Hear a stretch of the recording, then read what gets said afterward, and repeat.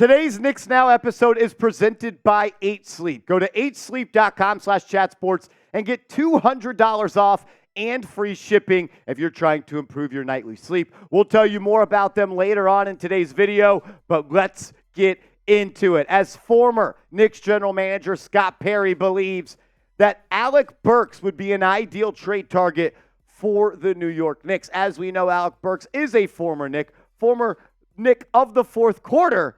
Alec Burks is a bucket getter, and he would absolutely make this team better. But the question is, how much does he move the needle? That's what we're going to dissect on today's show, but this is why Scott Perry believes that Burks is a good trade target. Quote, I would be focused on trying to find somebody to fill that role coming off the bench. Someone who can score, capable of getting 20 points if needed. Also, not sacrifice the integrity of your game defensively. The name that stands out most to me, obviously, is Alec Burks, because he's been there in the locker room. The players know him. He would seem to be more of a seamless fit. Burks, he can do that. He can create his own shot. Doesn't cost as much. And he's played for head coach Tom Thibodeau already. Burks knows the system. Again, when you make trades in the middle of the season, you're not only taking on a player's statistics and his abilities, but you take it on to personality. To me, if you have a known quantity that you could get back in your locker room, that will be the ideal thing to do. If Alec Burks is in fact available, he will be someone that I think would fit seamlessly in what the Knicks are trying to do right now.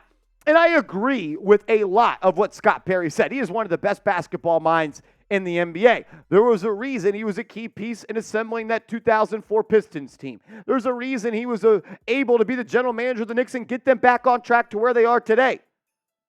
But I'm trying to win the whole damn thing. That's how good I think the Knicks are right now. I'm trying to get to the Eastern Conference Finals.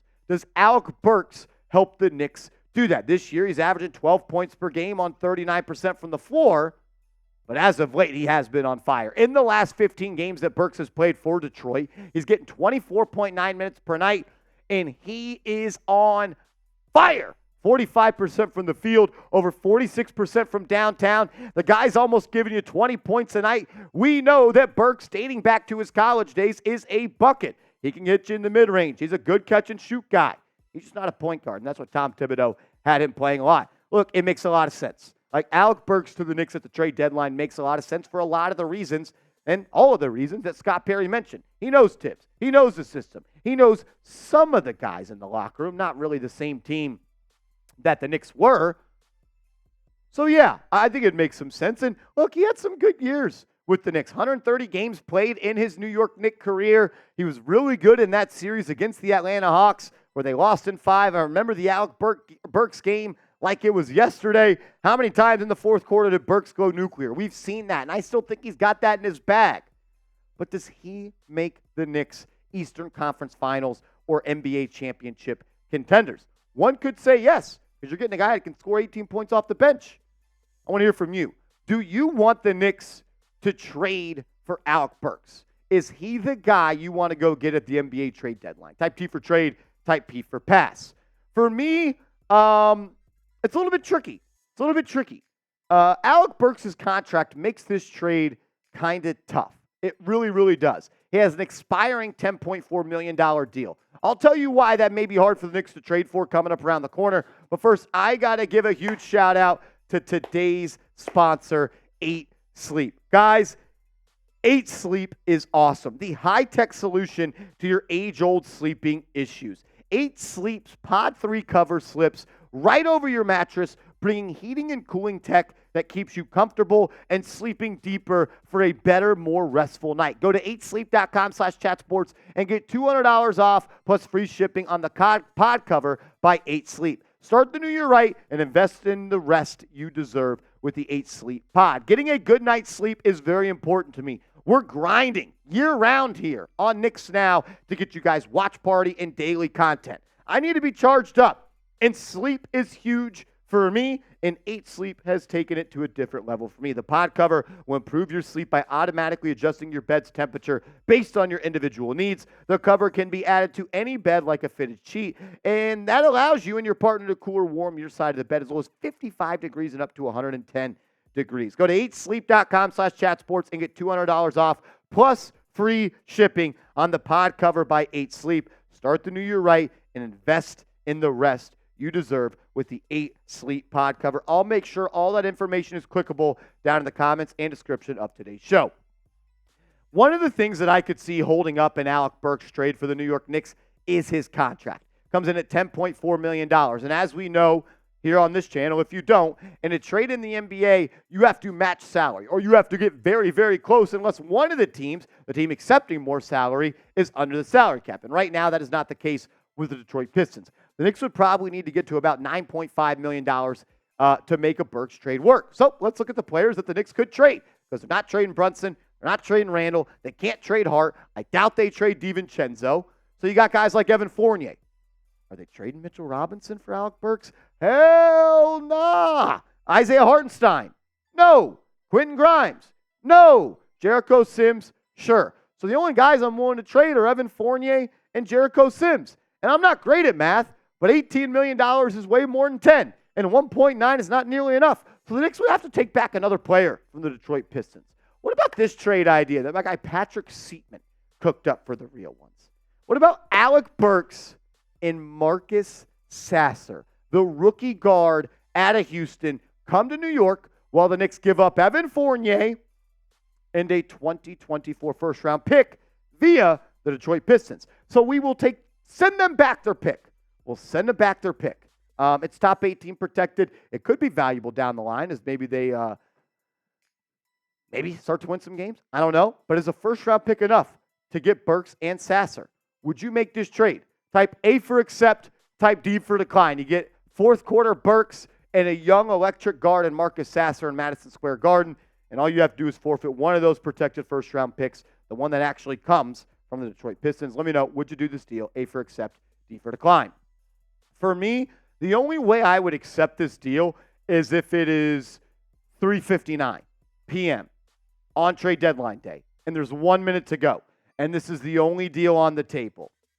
And look, getting Alec Burks is nice, but that's not the prize you're getting in this trade. Sure, Alec Burks will give you more right now than what Marcus Sasser would give you right now. I actually don't necessarily think Sasser would be in the rotation all that much this year, but he's been pretty decent, pretty good, to say it fairly, to the Detroit Pistons. I remember when the Knicks played him a couple of weeks ago, he played pretty good. I am a huge, huge Marcus Sasser guy. I wanted the Knicks to draft Marcus Sasser in the NBA draft. Why?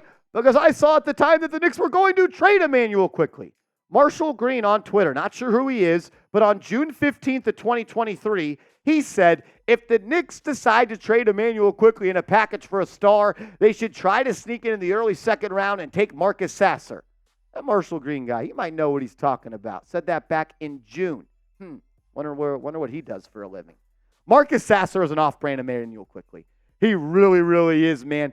The dude is a bucket. He is a hooper. He can put you on skates. He can yank it back. He can knock it down from all three levels. He can get to the rim. I love that he played at a top college program in Houston, coached by one of the best college coaches in the game. He's experienced. He's been in big moments. And he can be your backup point guard of the future. I really do believe that. Only thing that Marshall Green guy got wrong was that he said the Knicks need to trade up in the early second round. He got picked in the late first round. That's why you give him a first-round pick now, because you're pretty much getting a first-round pick going forward. I still don't love this trade, though. Like, I'm not in love with it, like, do it now, get it done. I would do it if it's 1 minute before the deadline. It's the only deal on the table. And the reason I don't love this trade is because there's other trades that I like out there more. And more importantly, it comes back to this question. Does Alec Burks make the New York Knicks an Eastern Conference Finals team? If you in your heart of hearts believe that, Leon Rose, then do this deal. But I don't think it does. I don't think that really helps you necessarily beat the Boston Celtics in round 2 or beat the Milwaukee Bucks in round 2. I think it helps. I don't think it gets you over the top. My quick 5, I'm going to power rank the trade targets to close today's show. Number 1 is DeJounte Murray. For me, he's been there the whole time. I'm going to keep him there. I believe he makes the Knicks NBA Finals contenders. Number 2, Malcolm Brogdon. For a lot of the reasons that I like Murray is also why I like Brogdon. But Brogdon would, in my opinion, come off the bench for the Knicks. Let Dante DiVincenzo continue to cook. Been shooting the piss out of the basketball. Brogdon, former Sixth Man of the Year, can create for himself, can create for others. I think it'd be a great fit, and he can play alongside Brunson. To be honest with you, I'm only really in love with two guys. I don't love Jordan Clarkson. I don't really even like him all that much, but I understand what he brings to the game. And that's the ability to change the game in a couple of minutes with his, I would just say, overall talent of putting the ball in the basket. The guy is a bucket getter, but he's inefficient. And he's really a high-volume guy. And I'm not real big on high-volume, low-efficient guys. But Clarkson could have a game or two in the playoffs, get you 25, 30, and maybe that's what this bench unit needs. But I don't really ever want to see him on the floor alongside Brunson. Bruce Brown, don't really love him either. But he's a name that's being talked about a lot. The Knicks have Bruce Brown at home. His name is Josh Hart. I don't need another Bruce Brown. But the reason I would like this trade is because you'd have him on the books for next year. $20 million, could use that in a trade as a salary matcher. And then fifth, I would have Alec Burks. I actually think Burks fits better than the Bruce Brown addition, but Burks is a free agent after this year, and you wouldn't be able to use him in a trade going forward unless you wait to that December 15th deadline or 6 months if it's an extension after that. So go give me Murray, go give me Brogdon, or figure something else out. DeMar DeRozan is another guy that I would really love for the New York Knicks to add. Who do you want them to trade for? Who do you want them to trade for? We are just days away. Days away for knowing what team's going to be wearing blue and orange in the playoffs. Let me know. And give me a follow over on social media. I'm upping my Twitter game, and I'm starting my Instagram game. Give me a follow. At @MarshallGreen_ is the handle on both. We'll see you later. Let's go Knicks.